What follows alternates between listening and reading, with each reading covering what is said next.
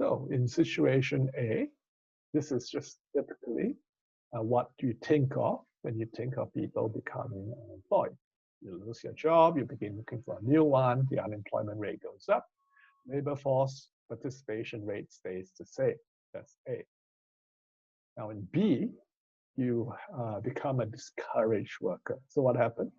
The unemployment rate goes down. The labor force participation rate also goes down because you have left the labor force. Now in C, we have no change in the unemployment rate and no change in the labor force participation rate. So even though Sam might feel depressed because now he's working at McDonald's part-time, whereas before he was a research scientist, and he suffers all of the same problems as someone who's become unemployed. In the official statistics, he's unrecorded as unemployed or leaving the workforce. The labor force, but the statistics remain the same. All right, now we want to explain the unemployment rate, persistent differences in unemployment rates between countries. And to be able to do that, we need a model of the labor force. And our model of the labor force that we use is a labor market model. That is, there's a supply of labor. The supply of labor comes from households. And there's a demand for labor. Demand for labor comes from firms. This is a market like any other market. The only strange thing about this market is supply comes from households and demand comes from firms. The price in the labor market is the wage rate. And we want to look at the real wage rate, correct any sort of inflation. And the quantity in the labor market is the number of people employed, or if you want to be more accurate, the number of hours of employment, because there might be part-time workers. Now, in reality, and if you are microeconomists, you'll say that there's actually not one labor market in the country. There are many, many labor markets in the country.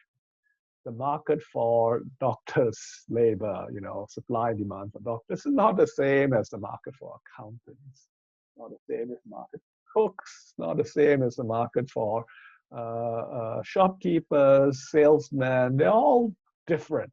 Everyone's different in a different labor market. And you can say the labor market is segmented, very highly segmented. It's divided by skill, education, age, sex. It's very, a lot of different types of labor involved. And in microeconomics, you study specific labor markets, and they might be connected in specific ways, but they might not be that interconnected. You study the connections and study specific labor markets. But as macroeconomists, where we're looking at the health of the economy, we're not concerned with all of that. We're just going to ignore these differences and we're going to pretend there's one big labor market. Okay, so our labor market model is just there's one big labor market. There's a supply of labor from the population, and there's a demand for labor from all the firms. And usually this is all right, because the supply and demand for all these various segmented markets, they tend to move in the same direction. And we want to concentrate on the big picture, the big pattern. So we just concentrate on a big labor market for the whole economy and supply of, for all of the households, demand from all the firms. Now, it is true, though, that sometimes macroeconomists do need to pay attention to the segmentation in the labor markets. Specifically, if we want to look at the way in which the wages and the unemployment rates are different for different parts of society, especially if we look at age and education. Now, you can see here from this chart that education has a big impact on both the earnings of a person as well as the unemployment rate of a person. The more educated a person is, the more education they have, the lower their unemployment rate. And the more education they have, the higher their wages. That is until you get a PhD. Once you get a PhD, it reverses itself. So if you're thinking of getting a PhD, this is something you should keep in mind. You're going to be more likely to be unemployed and going to earn less than someone who gets, let's say, an MBA or a professional degree. Okay, so let's use this model of the labor market to explain some labor market facts about labor markets, unemployment rates in various countries around the world, and to familiarize ourselves with how the labor market works. All right, so here are some labor market facts. So over the last 60 years, wages have constantly been going up. So for example, in the US, earnings or income has doubled since the 1960s. This is for all labor income. In Hong Kong, earnings have gone up even faster, 8 times. And of course, China has gone up much faster. China has had an economic boom since 1970s, late 1970s until recent years. China's just been booming for the last 50 years. So incomes have just been increasing. So it's increased about 50 times over the last 50 years. Now, if you look at the industrialized countries, though, incomes have been going up since 1960, but sometime around late 1970s, 1980s or so, wage increase has slowed down. And then after 2000, it started speeding up again. But in the 1970s and 1980s, wage increases in the industrialized countries slowed down. Why did that happen? Can we explain it somehow? Another labor force fact is that in the 1970s and 80s, a lot of women entered the workforce, and the labor force participation rate increased, and largely because women were entering the workforce in the 70s and 80s. Since then, it's slowed down because once women enter the workforce at about the same rate as men, it's reached its limit. So it's slowed down since then. The labor force participation rates have stabilized since then. Then something that has been a lot of talk about this in the Western country is that the inequality in the Western industrialized countries has increased since the 1970s, 1980s. And especially if you look at the wages of the lowest income people, the unskilled workers, they've actually been going down in real terms since about 1980. So this has been a troubling thing. Why has that happened? And lastly, if you look at the unemployment rate between, let's say, the US and Europe and Hong Kong, you find that on average, the unemployment rate in Europe is higher than the unemployment rate in the US, which is higher than the unemployment rate in Hong Kong. Do economists have some sort of answer to why this is the case? All right, so let's look at our labor market model. As I said, the demand of labor comes from firms. They're hiring workers to produce value that they can sell, and so they can earn profits. So what should increase or decrease the demand for labor? What should affect the demand for labor? It's the productivity of the workers. The more productive a worker is, the more you should be willing to pay. And in a competitive market, then the higher the wages will be, right? Because the firms are going to bid for the workers. The more the workers will be willing to pay, the more workers firms will be willing to hire, the higher the productivity is. Another thing that affects the demand for workers is the price you can get for your output. The higher the price you can get for your output, and the more workers you want to hire. So that just comes from the fact that workers work for the firms to create value. Now, it's a demand curve, and like many demand curves, it's going to slope downwards. And that's because we have diminishing returns to labor. What this means is that for a particular firm, the more workers they hire, the less each individual worker will add to that firm's production. So if you have a firm with, let's say, 50 workers, adding one more worker increases its production by a lot. Then he adds workers until there are 100 workers.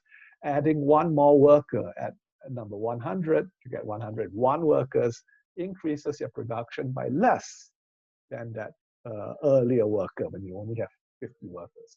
And then you add more workers, so say you have 500 workers now. Maybe adding one more worker won't add anything else. Your factory becomes overcrowded.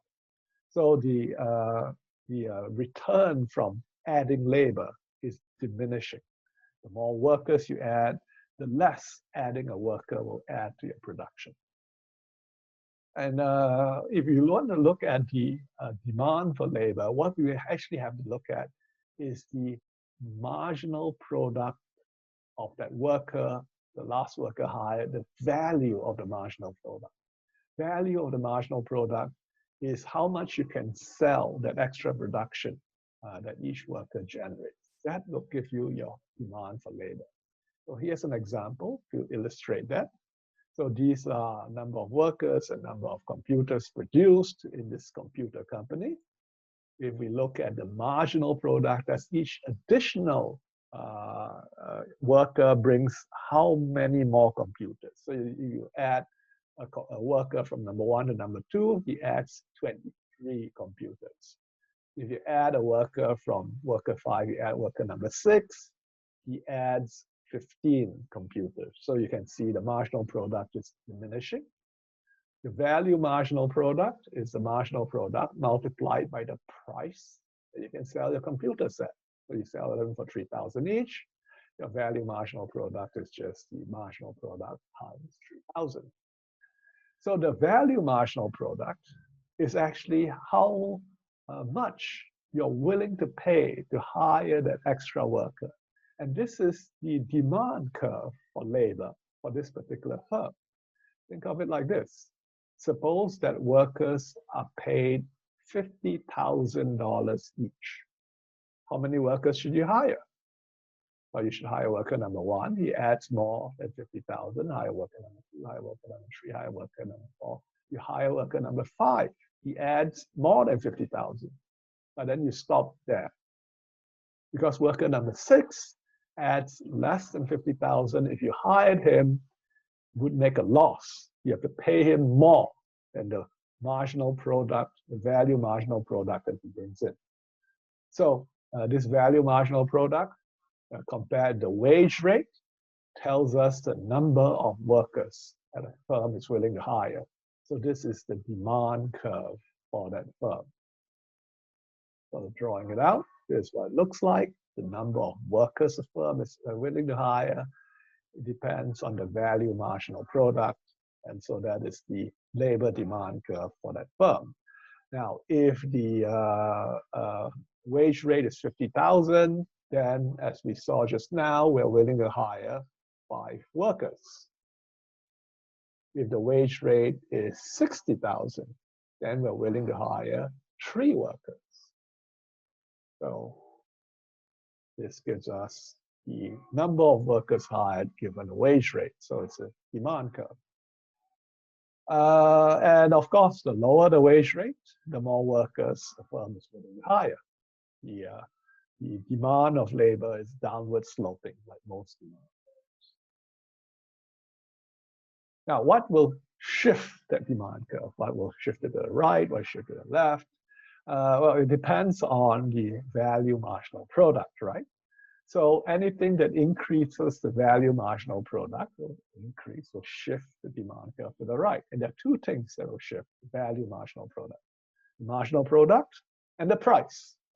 So the price that a firm gets for its output, for its product increases, then it will want to hire more workers where the marginal product increases, labor demand increases. And secondly, if the productivity of the workers, so new technology, better training, some organizational change that causes workers to become more productive, this will cause a firm to want to hire more workers. Labor demand will shift in the right. So here's an example of labor demand shifting to the right. So an increase in labor productivity will shift labor demand to the right. Now, I've often heard from people that if productivity goes up, shouldn't that mean that firms need to hire fewer workers? And then they will actually hire, because they can now produce as much as fewer workers, so they should actually end up hiring less. But you say that the labor demand increases, and so quantity of workers should go up. Isn't that something wrong there? Now, the trouble with the reasoning, if you think that when firm productivity goes up, they'll hire fewer workers, is you're thinking that firms will always only sell the same quantity of goods. They only want to produce, let's say, 10,000 products, and they're satisfied with that. Firms are not like that. Firms are profit maximizing. There's a price that they receive for their good, and they compete in the market, and there's a price there. If they can produce more cheaply and they get the same price, they will want to produce more in order to earn a higher profit. So they'll be able to produce more because the productivity is higher, and they'll actually want to produce even more than that and hire more workers because that's a profit maximizing response. So increase in productivity will shift the demand curve to the right, and in a competitive market, that will cause firms to hire more workers. Okay, that was labor demand. Let's look at labor supply now. So supply of labor comes from households. And to a large extent, it depends on the demographics of the country. Demographics meaning the statistics about the population of the country. What is the size of the working age population? How many people are working age? How many are children? How large is the population? That determines, to a large extent, the supply of labor in the market. Also, the labor supply is going to change when people enter or leave the workforce, when there's immigration or emigration.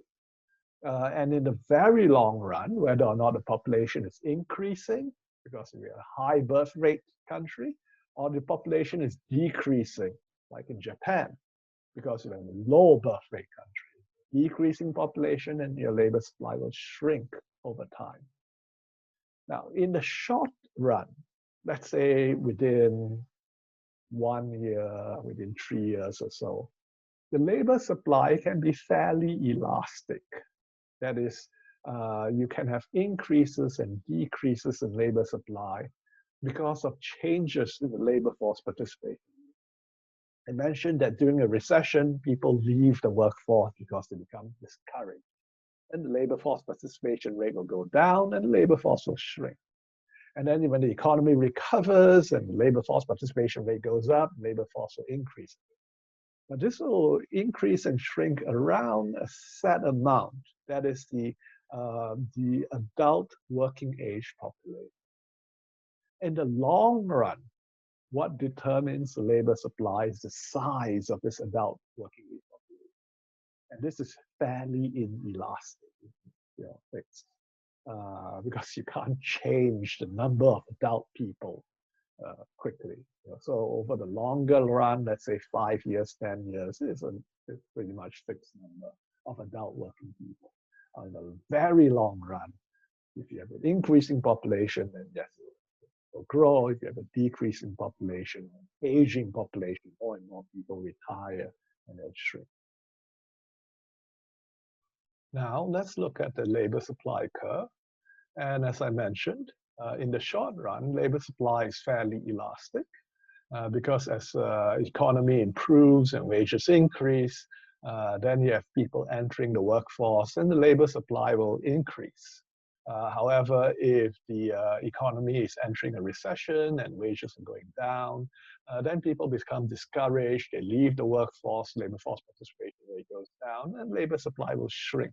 And so you have an upward sloping labor supply curve. This is short run about 3 years or so. Uh, However, in the long run, over let's say more than 5 years, labor supply is fairly inelastic with respect to the real wage. That is, increases in the real wages not expand labor supply in the long run, let's say 5-10 year period. So if you look at, say, the Chinese labor supply in the 2000s, when incomes were going up very fast, you did not see a huge increase in the labor supply in the 2000s in China because the labor supply in the long run depends on the number of adult working age people in the economy. And that does not increase in response to the wage rate. You can't suddenly have, oh, wages are higher, let's have lots more children. And even if you have lots more babies, they don't enter the workforce for another 15, 20 years. So in the long run, labor supply is fairly inelastic in response to real wages. So let's look now at shifts in the labor supply curve. What causes the labor supply to increase or decrease over time in the long run? So what that vertical line, what shifts it out or might shift it back?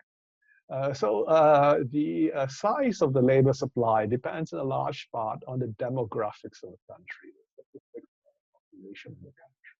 If you have an increasing population, labor supply is growing. Decreasing population, labor supply will be shrinking. Also, you have to look at the age of the people, and the age demographics. Sometimes you have what we call a baby boom period. For example, in the Western countries, between the end of World War II and 1965 or so, in that 20-year period, people were getting married younger and having lots of babies. And lots of this increase in number of children in the 50s and 60s, this moved through the population as the years went by and they got older. And when this baby boom generation entered the workforce, you have increased workforce participations, increasing labor supply. And then as recently, they started to leave the workforce. So people born in, let's say, 1950, they'll be retiring about now. They'll be 60 years old now, retiring now. As they're leaving the workforce, the labor force participation.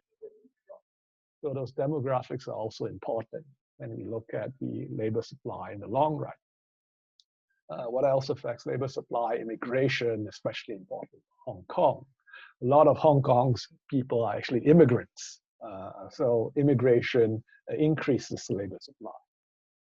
And changes in the retirement age can also change the labor force participation rate and the labor supply. So in the US recently, in the last 10, 20 years, people have been working longer and longer. Retirement age has been increasing. Increases the labor force. Participation rate increases the labor force versus the total population. And very importantly as well, over the last 50 years, women have been entering the workforce. Women's labor force participation rate has been increasing, and this has increased the labor force.